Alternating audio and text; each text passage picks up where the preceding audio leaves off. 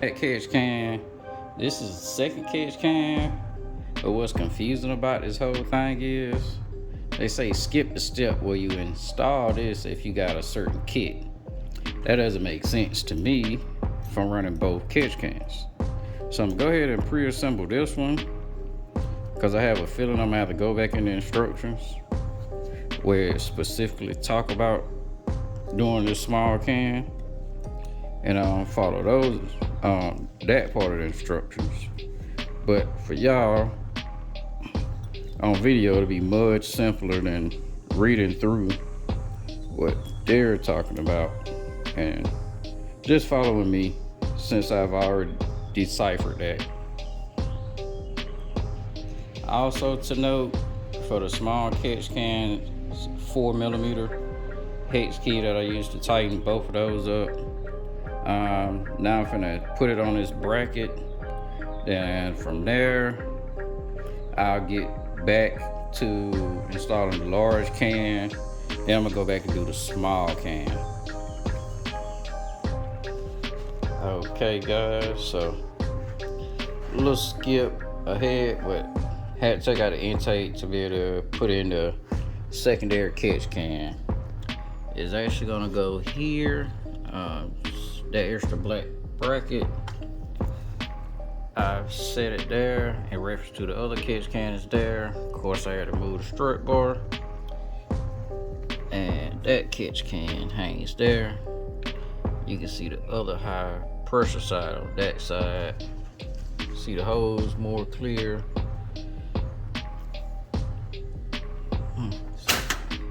I give you a clear view of that one. So now I'm gonna finish putting this one in. You didn't really miss anything. Showed you how to assemble catch can on that side, so it's the same thing, just putting that bracket there. I got another little tab that you probably gotta move out the way, or they want you to move out the way to tuck, but as you see, his heat tape has came off, so I just had to push. As for this one, I had to take that hose off. You're gonna have to boil that one. I got to take this inlet to the turbo off, so I'm removing the intake pipe right there. After I remove that, then that'll be off. Then I'll be able to access that black bolt down there, which is the PCV hose for the block. This one is gonna be all the way to the block, I believe, only to the block. So let me get to that, and I'll show y'all the process. Well, continue showing y'all the process. All right, in order to get that off, I've already popped the clip. Trying to get you some light down there. I've already popped the clip, but as you can see, you just pop it out, and then it'll allow you to pull the hose off. So you can try to position the light in the area.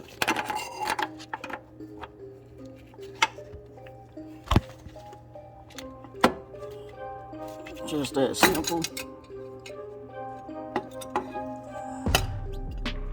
Oof. Still getting oil in there, but not oil. But that comes off like that. Alright, the next thing you're gonna want to do is take the 310s off around the turbo inlet, and that'll allow you to get the front part off. Alright, now with those 310s out, should be able to just shake and wiggle that.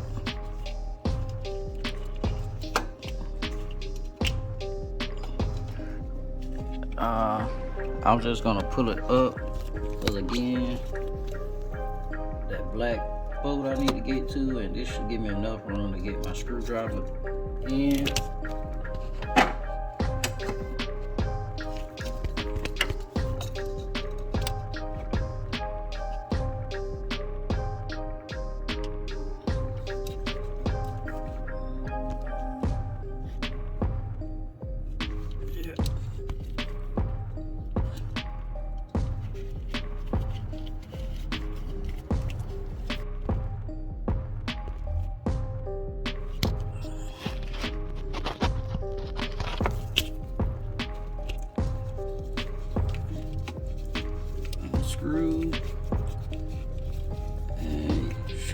good to go.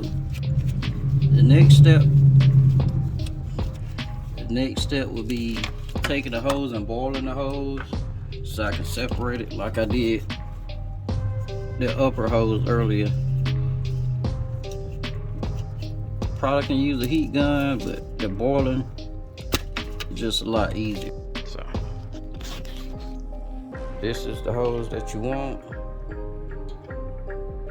If you want to, you can just go ahead and buy another one like this from the factory.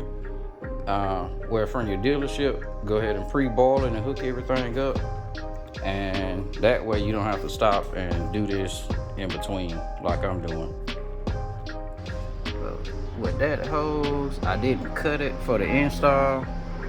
I probably can cut it, but I'm gonna leave it because it loops down and up under, and just to keep it from being really tight, I'm not gonna cut it. So I'm gonna pull it out, put the clamp on.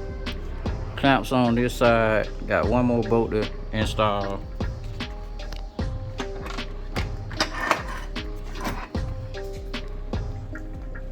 That catch can is there.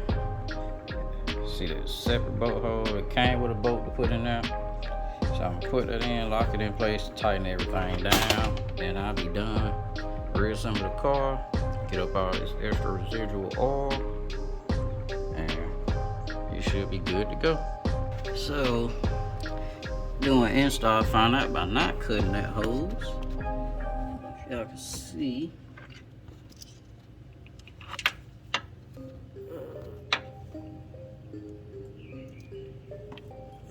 I end up having enough room to slide by and get the inlet pipe back bolted down.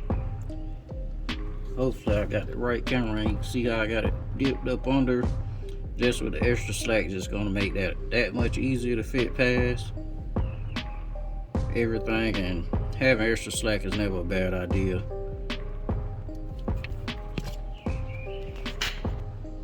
And you should be good to go. But thank y'all for tuning in. Don't forget to like, comment, and subscribe, and I'll see y'all again for another install or tutorial.